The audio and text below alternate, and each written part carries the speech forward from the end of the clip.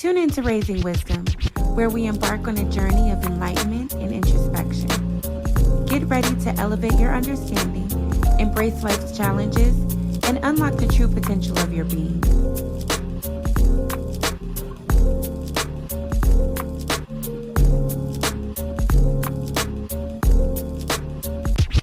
Welcome to Raising Wisdom, where wisdom is free, with Nico and Shani Poos, Wednesdays at 8. Welcome back to Raising Wisdom, where wisdom is free. It is here. We embark on a journey of enlightenment and introspection. Together, we will navigate through the complexities of life, seeking the elusive wisdom that enriches our minds and souls. So get ready to elevate your understanding, embrace life's challenges, and unlock the true potentials of your being. High vibrations. High vibrations. I'm your girl, Nico. And I am your favorite podcast host, Shani from the Shani View. Hi. So we are back for part 2 of the topic that we had last week, divorce culture. Yeah. Shani has more she want to talk about, and I'm totally down. So yeah, I don't think we dive too deep into that. Yeah, let's go and get real with the people a little bit more. There's more to talk about with it. Sure. Before we dive back into that topic, today's moon phase is a first quarter moon. It is a time of action, decisions, and commitment. Tonight only. Okay, wait. Decisions and commitment. Mm-hmm. So that kind of goes with our topic, divorce culture, which is releasing the commitment or switching up on a commitment, right? And or sticking it out if it works for you. Because we talked about that too. What works for you? What works for you? Because only you two know what you two talk about and what agreements that you've made between yourselves. Right. So yeah. So we're jumping back into it. Okay, let's do that. What did you want to speak about? What are one of the things that we didn't talk about our last episode that was important to bring to our viewers this episode? Did we talk about resilience? We talked about all of the negatives as far as why people get divorced, but did we talk about positive reasons? The positive reasons to like stick it out and make it work. To stick it out or move on. To move on from the divorce? Sometimes divorce is okay. Okay, yeah. Because maybe, I want to say I did mention, if you feel oppressed within that union. For sure. So what are some other reasons that people may want to leave that are empowering for them and maybe better for everybody in the end? Absolutely. I 100%. Let's talk about that. I don't think we did talk about resilience. Yeah. For me, my divorce was 100%. I needed to leave. Okay. Yeah. So, we talked about doing the work and in this divorce culture, what makes it easy to leave, not addressing certain situations and problems that you may have because it's just an option. It's an easy outlet. Unspoken problems. They may feel the other person isn't open to hearing about that problem, or they've tried to open up to them before and got shut down. So now they don't want to be transparent because their transparency is not being respected or validated. Yes. That so I guess we can start with resilience. Overcoming challenges together builds resilience in relationships. When couples face difficulties and work through them, they become more capable of handling future issues. But like you just said, when there's some unspoken issues, because you don't feel comfortable anymore sharing things with your significant other, that can be really challenging. So where does the resilience come in for this? The resiliency, we always talk about surrounding yourself with those who help empower you and take you to, you know, other levels in your life. So that's where the resiliency comes in, is you knowing that that help and support is actually available to you. Yes. Like, there is still hope at the end of the tunnel. Yeah, for sure. Because I mean, I feel you in that. Being divorced is almost like a big sign that you're wearing over your head. Yeah, it like is. Failure. It's a label, right? Yeah, it's a label that comes with a negative stigma. It does. It comes with a negative connotation. Yeah, for sure. And it's, I mean, and it is an L. Yeah.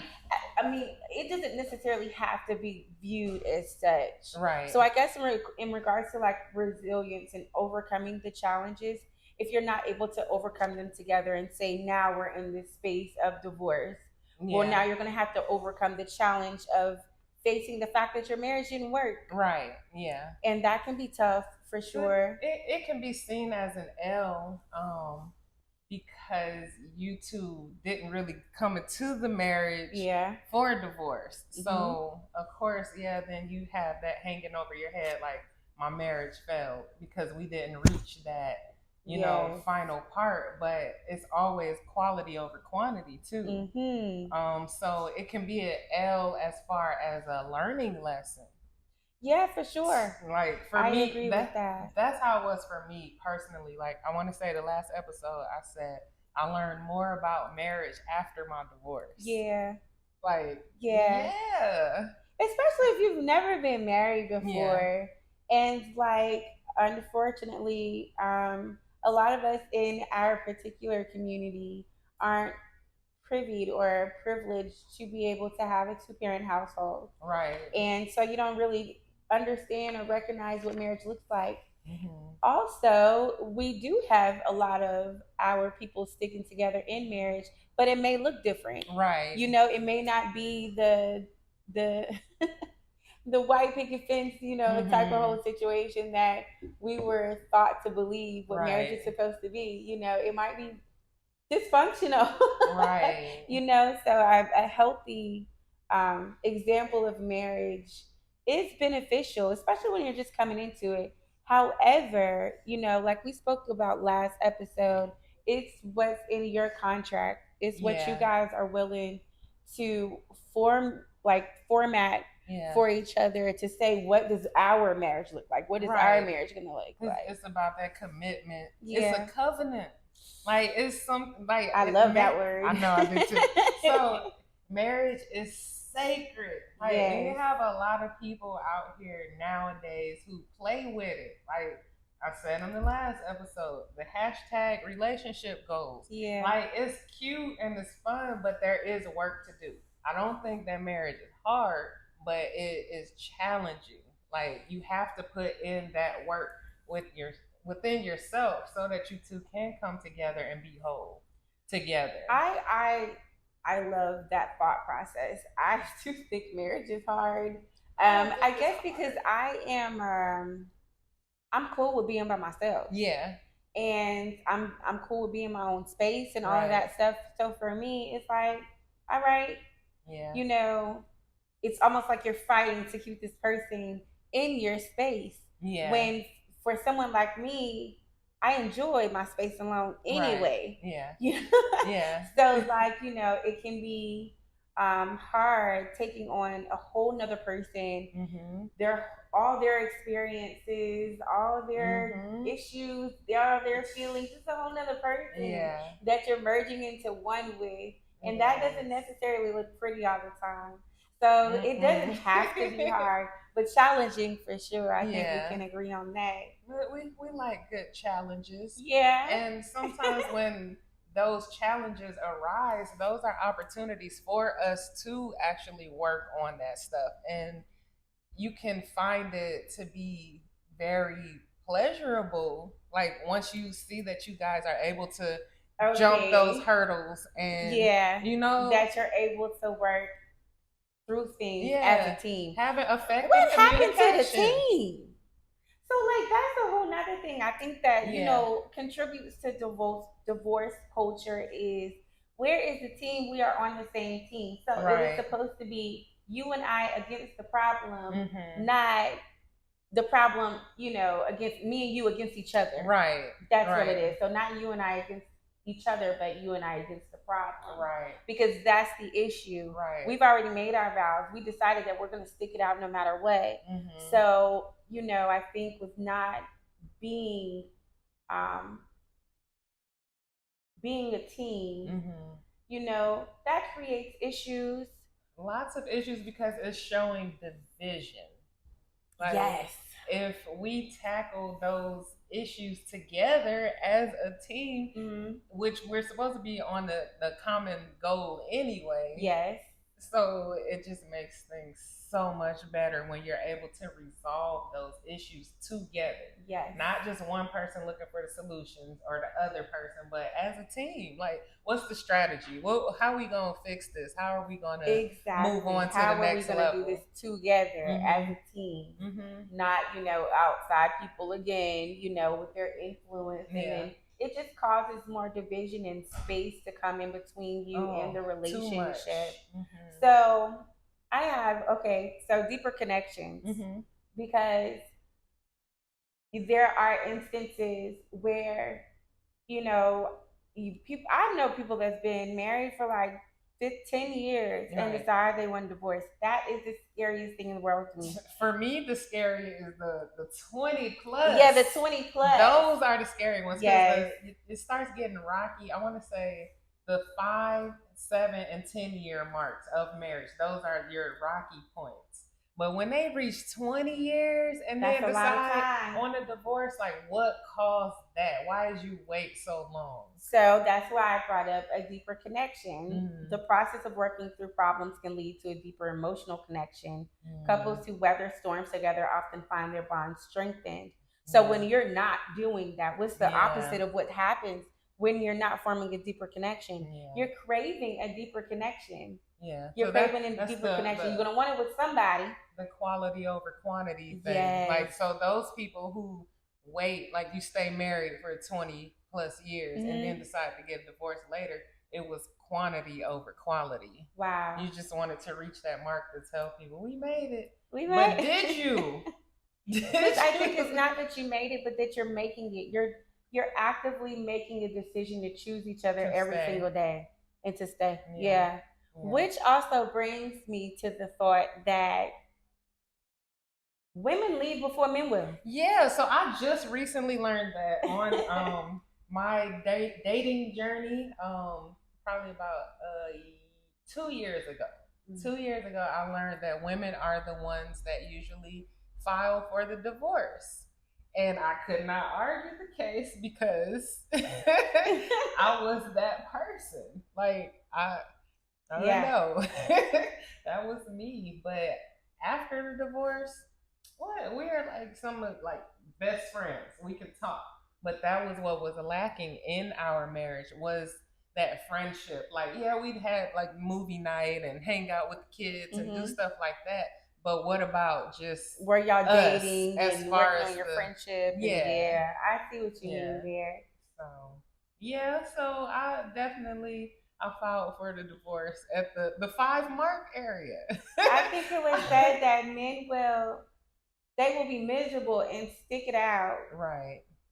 They'll find different ways to go around it, but divorce isn't an option because that's a huge failure for them. Yeah. But women, we're like, I'm not doing this. I'm not staying here.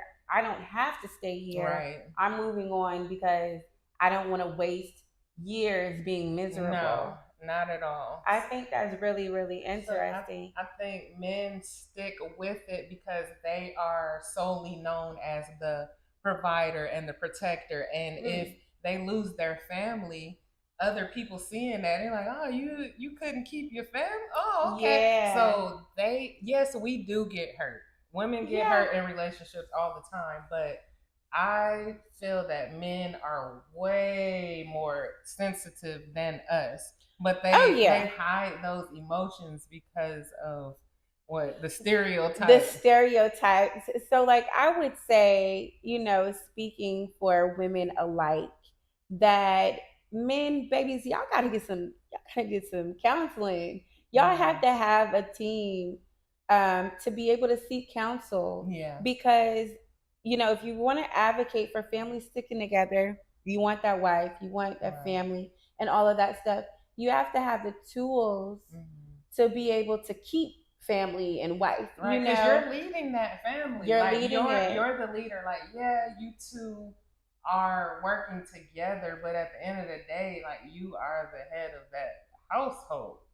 So if you, like, women don't, most females had their stuff together. Think about when we were in school, like elementary school, middle, and high school. Yeah. The females always had all the supplies, organized, always prepared for class, got their homework done. We're usually like a few steps ahead. Then you got the boy tapping on your shoulder, like, "Hey, can I copy off your homework? Can I use your pencil?" Right. So we usually have our stuff together. I think men just need to hold each other more accountable when it comes to responsibility, and stop with like the cooler talk. Where it's high five, like, oh, I smashed this girl. High five and the toxicity. Right. You should have the homies that are there that actually want the best for you. And misery loves company, so you might want to shy away from those individuals. Right. However, you know, the same thing goes for the ladies too. Stop inviting everybody into your freaking business. Please stop. Please don't just volunteer information. Right. Same way we don't want unsolicited advice, we don't want unsolicited information. Okay. Did not ask you about the insides of your relationship. Right. Everybody is not as excited as you are about your union. You know, everybody doesn't want the best for you like you think that they do. So it's important to weed out who you decide to share your information with when it comes to sticking it out in your marriage. Right. That's important as well. Yeah. Here at Raising Wisdom, okay? So we did talk about that in the last episode. Like having that supportive community. We did. Like, we don't want to have the people or female friends, single female friends, who feel that all men are dogs, and then that's who you go to as your counsel. No, not at all. You're gonna be right there at the club seeking and twerking and finding with them. That's not what we want to do. That's not what we want to do. And the same thing for the gentlemen. Man, it's just important. Not just accountability. It's accountability for sure, and we need to be better with that. As women, we need to be better with our accountability. And as men, we need to be better with our. Well, you all, because it ain't no you, okay? We need to be better with accountability. I think also being emotionally available. Oh, that's one. That's a word. That is a word, and that is a huge thing for me, because what is the point? We are not robots. And so emotional well-being, maintaining a stable long-term partnership can contribute to emotional well-being and happiness. It often leads to a sense of fulfillment and security. Yeah, it does. Yes, and for, you know, I didn't know that for men, security is very, very much important. But it's all, yes, girl. Yes. Well, if they're providing and protecting, they want to secure what. Right, but what if they're not in the space to be providing and protecting? Right. Because they have a wife that makes more money than them. So it makes them feel inadequate. The insecurities come in. Gives way for the inadequacy gives way for the insecurity. Exactly. Ooh. Yeah. So, you know, when it comes to being emotionally available, being vulnerable with your partner, that's a way that you can build trust and build your friendship. Because we talk about marriage and love, and that's all cute and everything, you know, but you want this person to be your friend. Opposed to somebody that you're just like with. You're not gonna do your friend any old kind of way. It hits different. You have to have the friendship. Numero uno. Like that's why they say to date. You're collecting the data and you're building that communication with each other. Like, okay, is she the type to laugh at me if I cry, or is she the type to make fun of me and tell her friends, all of the things that I probably told her in secrecy, and vice versa. So that will cause a person to shut down. It will. And then it's where you're emotionally deprived. Yeah. You're not able to be emotionally vulnerable. And there goes you're creating that space again. Yeah. So in divorce culture, all of these things exist. Yeah. And we're not talking about them. Yeah.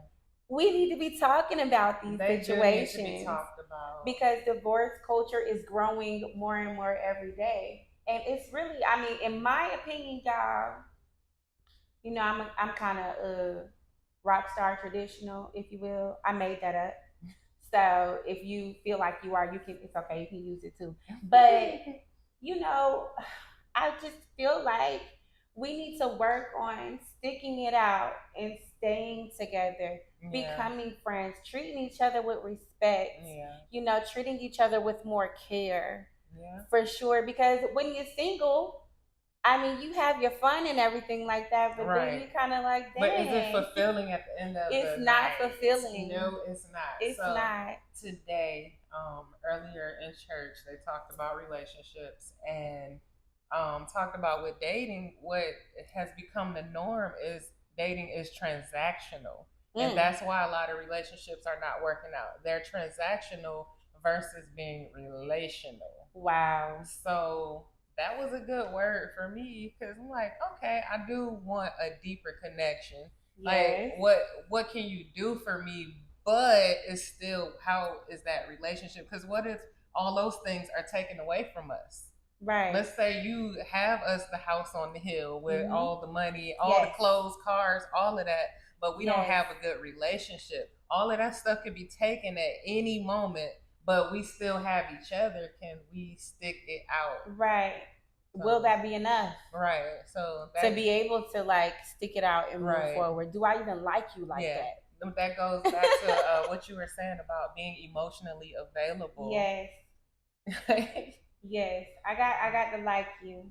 Yeah. And I got to want to feel safe. I think that's the word when we're talking about security, is safety. Mm-hmm. So in this divorce culture that we are in, right? Mm-hmm.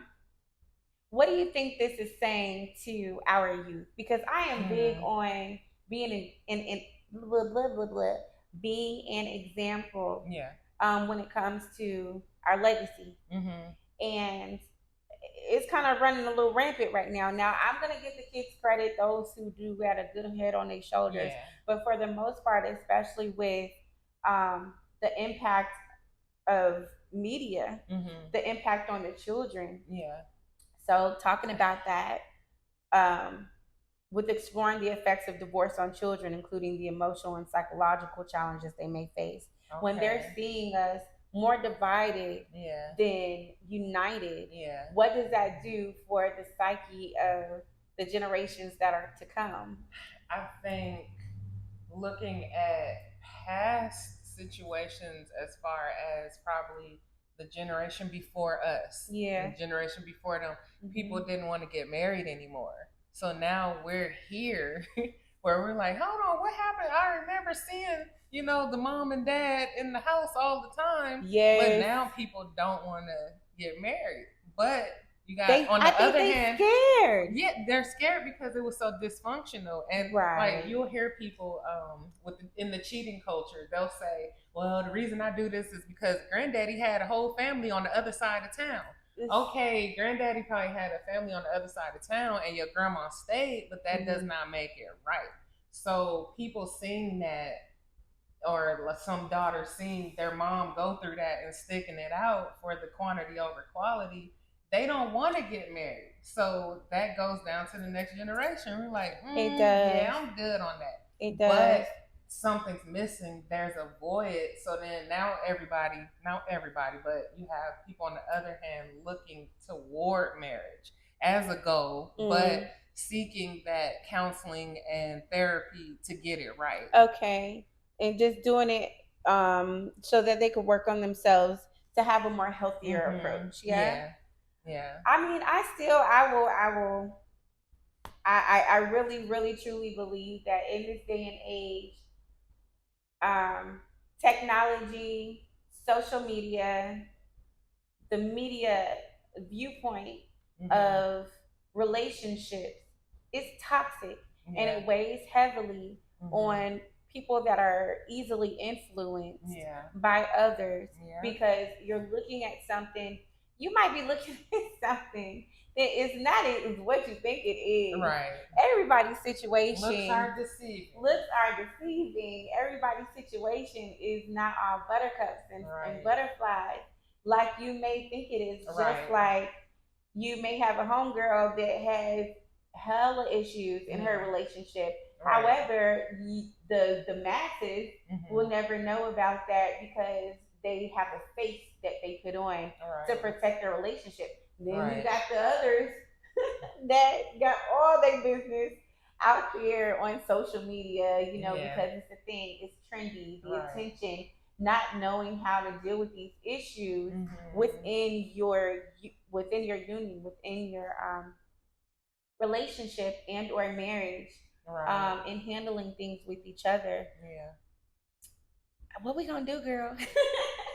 we doing it now. We are getting there and getting everybody back on track. Okay. We are goal oriented, and definitely marriage and family oriented. Yes. Because it's such a sacred thing. It's a spiritual connection. It is, love. So you gotta be spiritually grounded in order for that relationship to prosper. Like you can't just go into it on the surface level, like just being shallow with it.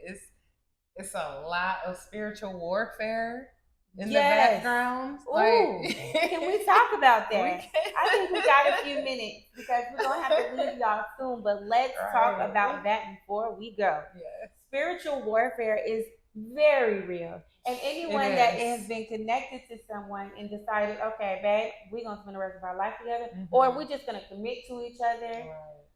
I mean, it's like as soon as you make that covenant, all hell breaks loose. Yeah. And you have to figure out what weapons that you guys are going to grab to be able to fight these demons off together, because they are designed to be able to come in between you and break that union. Yeah, that's the purpose of them. Is to kill, steal, and destroy. That is the enemy. That's what they're supposed to do. But us trying to be married and have that family unit, gotta stick together. Everything works better in numbers, right? Yes, I absolutely agree, love. So, yeah. So, I feel like what everyone can leave from or take away from this episode and the past episode in regards to divorce culture and sticking it out, if it works for you, is to really dive deep within yourself to find out what it is that you really want to do. Right. Because that's okay too. Right. Do you even want this? Are you ready for it? Luxuriate in plant-based skin and hair care for naturally glowing and lustrous results.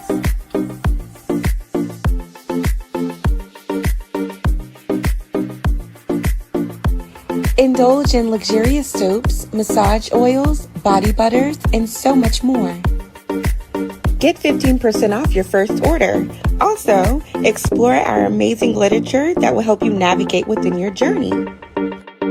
Make sure you stay up to date with our weekly blog that has a plethora of information concerning health and wellness. Natural Sakari, be the natural you. Personal goals. Really? What are your personal goals? It says, sometimes the pressure in marriage comes from reconciling personal goals and ambitions with the goals of the partnership. Balancing individual and collective aspirations can be challenging. Yes. Sometimes. It can be. But it doesn't mean that that the union has to end. You're right. At all. We be having so many notes, y'all. We really be preparing for you guys. Another thing with setting an example, to avoid divorce culture, So for couples with children, working through challenges together can set a positive example of problem solving, resilience, and commitment. Which can influence the children's own relationships in the future. Setting that example is always a positive influence. It is. When we're talking about our youth, when we're talking about our friends, even, and just for your own personal growth, like Shawnee was just speaking about. So, I don't know. I got some affirmations. I got a couple. Do you? I do too. You do? I was like, these. I want to.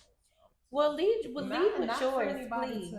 You don't have to write these down, but just to put it out there in the air.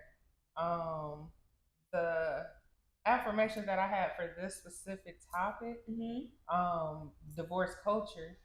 Peace starts when I give up controlling every detail. Every affirmation that I'm going to say is something that has been tried and true in my life, and that's why I want to share it with you all. I deserve to be loved, and I allow myself to be loved. I detach myself from the need to punish those who have done me wrong. Their behavior is not my responsibility. Others' behavior do not determine who I am. I control how I respond to others' attitudes. I am at peace with myself and what I need to improve. I detach myself from negative vibes. I am destined for good things. I can love myself right now without waiting for others to do it. And the last one is I choose to rewrite my story with love and wisdom. Now, this is for people who may be in the midst of trying to figure out if they need a divorce, if they want to get married, or if they are recently experiencing a divorce. Like, you're still loved. That's just something that happened in your life. It does not define who you are. What they say, whatever does not kill you makes you stronger. You may not have wanted that to happen, but it's probably something that had to happen to make you a better person. That's my testimony. Absolutely. I love that. That was really, really powerful. Y'all, I'm an advocate for writing it down. So write it down. I have a couple. And then I think, we will leave our beautiful tribe with this positive information. So for those who are in this divorce culture and you find yourself going through it, so I have two or three, you never know. So I embrace the changing landscape of divorce culture, seeking understanding and growth in its complexities. Divorce can be a really complex thing for so many different reasons. That all the stuff that we spoke about in part 1 and in part 2 of divorce culture, everyone has their own demons and their own issues that they're fighting with. Each and every single one of us. Yes. So that's why seeking understanding and growth in its complexities will always work for you, as long as you're always on the healthy side of things. And the other one is I find strength in knowledge, navigating my own journey through my divorce, if that applies to you, because everybody, it didn't work. They weren't able to stick it out. They may be in that space where they're trying to seek resilience because they're feeling like a failure. Things didn't work out, and that's unfortunate. However, that's not the end all be all. That's not the end of you. So make sure that you're seeking understanding and growth. And navigating your own journey within your divorce and in this divorce culture. Without comparing. No comparison. Because everybody is different. Okay? Even every apple that falls from the tree has different blemishes on it that you can't see. That is my word to the people. That was beautiful. Yes, love. Have we reached that time? We have reached that time. Oh, well, In a world where gossip rules, we're grateful that you have come back to shine the gems on your crown here on Raising Wisdom. where wisdom is free. Have a joyful and prolific rest of your week and love with light. Peace. Later. Like, share, subscribe. We will see you guys next Wednesday at 8.